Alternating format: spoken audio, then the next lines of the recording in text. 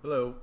Um, Several students mentioned in the discussion section that they would like to or have used XREFs in order to trace floor plans or trace drawings. Um, that is, in fact, an excellent way to use XREFs. And I wanted to give you an extra little bonus video that would show you a trick on how to do this. This is an optional video. Has nothing to do with your assignments, but you might be interested in it. If you're too busy, just ignore this. Okay, what I'm going to do is simulate how you would um, take a scan of a drawing that you might have, somebody might give to you, and then how to get an AutoCAD drawing from that, or how to trace that in a way that's usable. So I've got here something I just got online. It's a JPEG file. I strongly recommend using JPEG files over PDFs. For some reason, even though the file size is bigger, it doesn't mess with the program as much. Fewer glitches. So I have a JPEG, and of course, if you do have a PDF, you can convert it into a JPEG. I'm going to insert this into the drawing, scale it to full size, and then start tracing it, all using a few little tricks that I think you'll find helpful. All right, so I happen to be in a drawing that you'll recognize, just our background drawing, and this is just to give you some scale. I also changed the color of the crosshairs because I'll have a white background. I wanted you to be able to see the crosshairs. If I had white crosshairs and a white background, when I bring that image up, you wouldn't see it. Just in case you're curious, you can change the color of almost anything. You go to A, Options, and wait too long. And then under the display tab, colors, you can, in 2D model space, change all of these things. You see crosshairs is right here. I changed it to color 30, which is orange. Anyway, so I want to insert this image that I have. So I'm going to, I want to create a layer for it, and I did already. I created a layer called XREF. I want to be able to turn on and off this image that I insert. Then I go to the Insert tab and go to the Reference toolbar and choose Attach.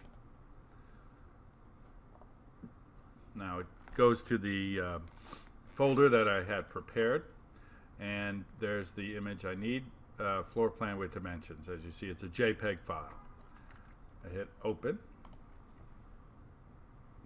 Now, what you'll see is a window, a dialog box that's similar to the one that you get when you XREF in a drawing. I think the drawing is a little bit more complicated, but anyway, this is the Attach Image dialog box. Slightly different than when you're doing a drawing, although getting there is the same. You still go to the Attach button up here, and you choose either DWG or a JPEG. In this case, we're doing a JPEG. So the basics are the same. You have to choose what path type you're going to use. So we can choose no path, relative path, full path. Full path is what you use when the file you want to insert is in a different folder. It's in a different location altogether. I find that that can get complicated, especially if you work on several different computers or locations. So I try to use no path, and you use no path. That's the address, right? That's the address of this image file. The computer wants to know when it opens up this drawing, where does it find the image? If you say no path, then the computer will only look in the same folder that the drawing is in. If you had full path, then it would look, which hard drive, which folder, which subfolder, subfolder, and then eventually find it. The exact address would be there. I recommend no path. Okay. Insertion point, I'm going to specify on screen. Scale, I'm going to specify on screen. So I hit OK. I don't know if you can see it, but there's a very small little rectangle. I'm going to zoom over here, keeping one of these columns in place to show you how big this image is. It's very small.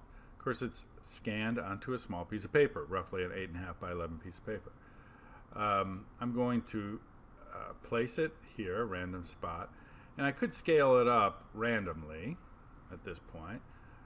I'm going to scale it up a little bit, but not all that I need to, just a little bit, just because it's a lot easier to do this next step if you scale it up just a little bit. All right, so here's the image. You see that it's a low resolution image, which is what you normally get, so I wanted to use something that will be familiar.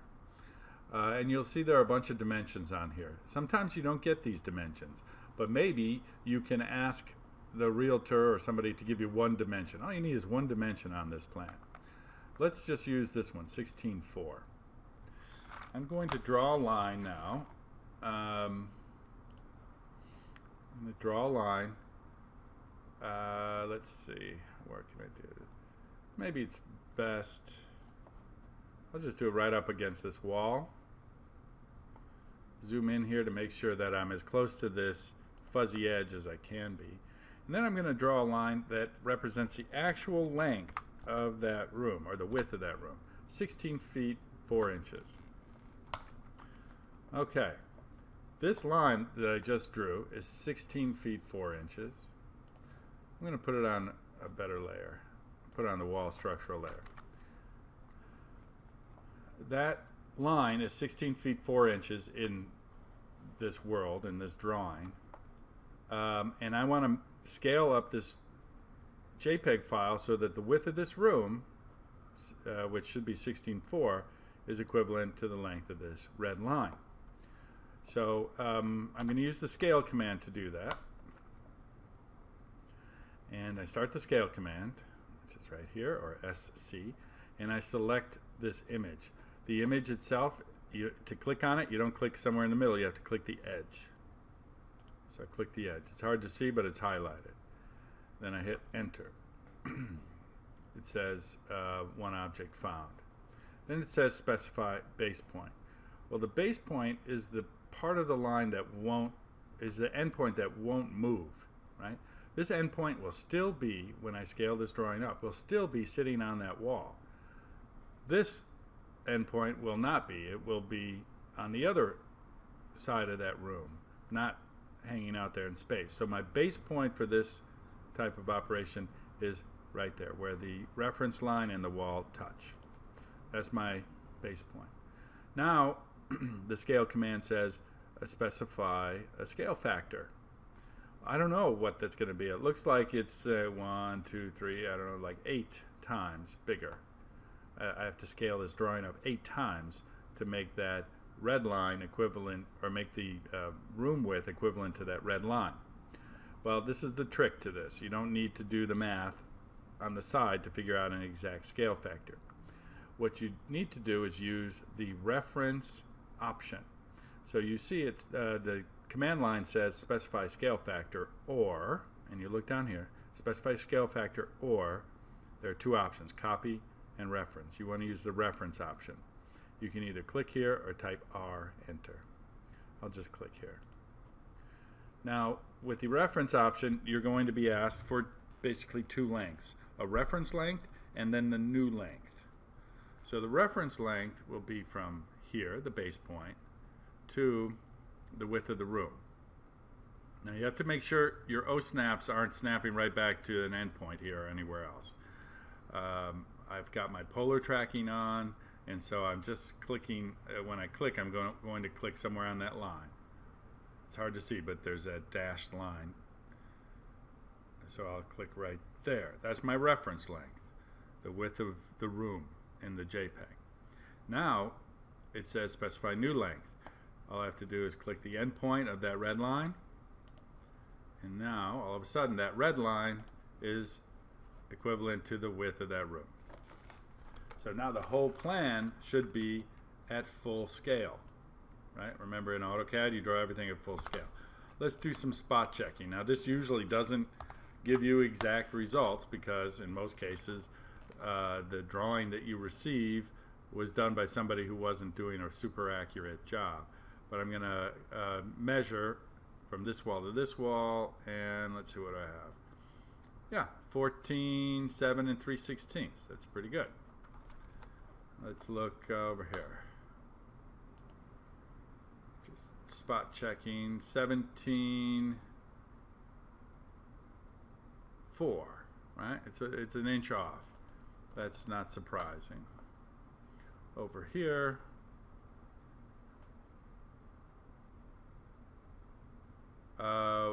one 8.5, 1 9. It's a little bit off, but that's every time I do this, it's a little off. But what you're doing here is getting an approximation. If you really needed accurate drawings, you would measure it yourself, or in a lot of cases, you can get,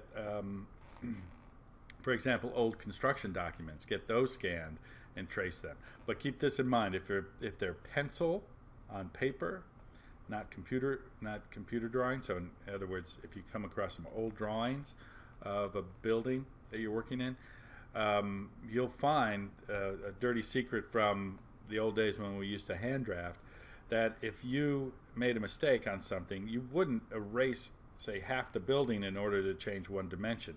You just change the number, right? So the drawings really aren't accurate like as much as they are now with computers. Anyway, moving on. So I'm going to make the current layer wall structural, and now I'm going to trace this plan. It's a pretty easy thing to do, but here's a good tip. We know this button down below in lower right, the grid mode. Well, I want to show you how to use snap mode here. I'm going to turn that on, and I'm going to right click on there and go to snap settings. For now, I'm going to change this to 1 just to demonstrate how this works. Snap settings are on the left, grid settings are on the right. I'm going to hit OK.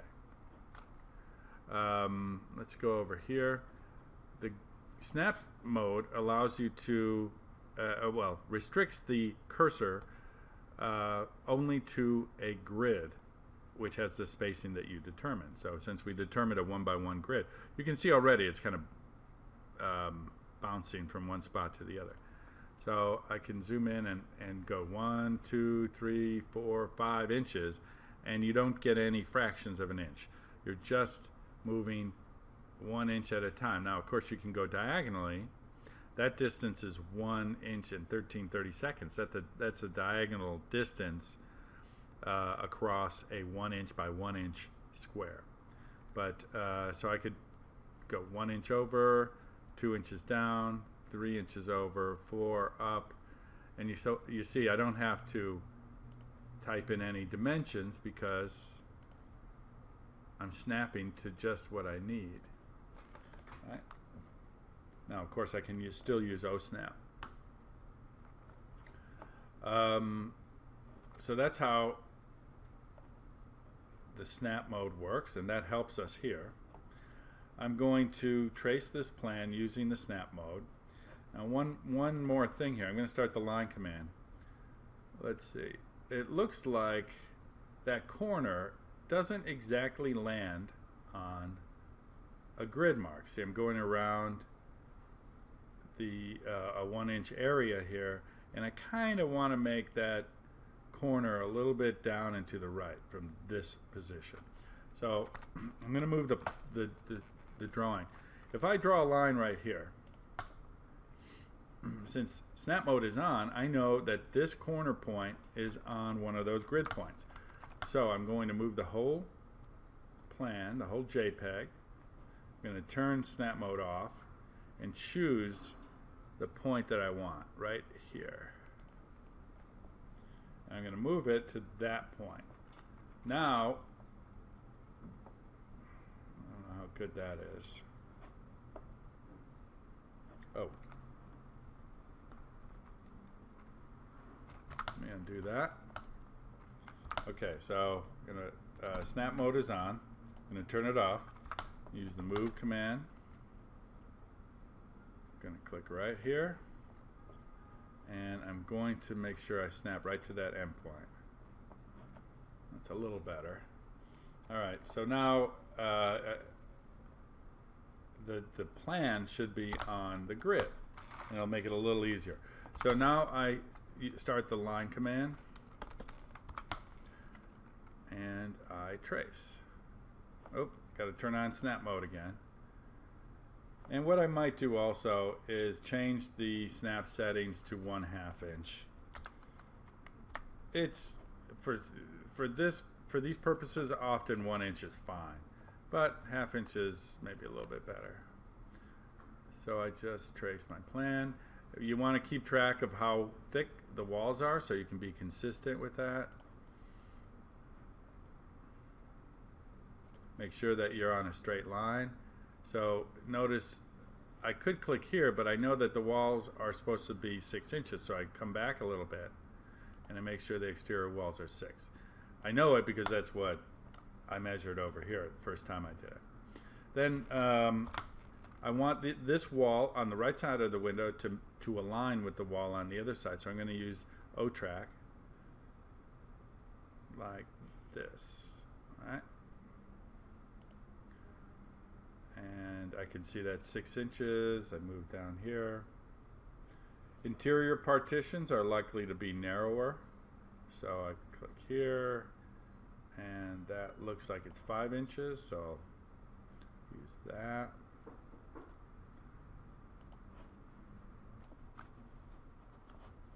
Okay, and maybe this wall is 4 inches. It's hard to tell.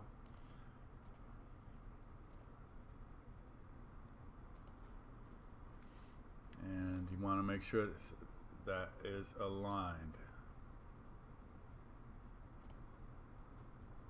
Looks pretty good, I think. That's 6. That might not be 6 here.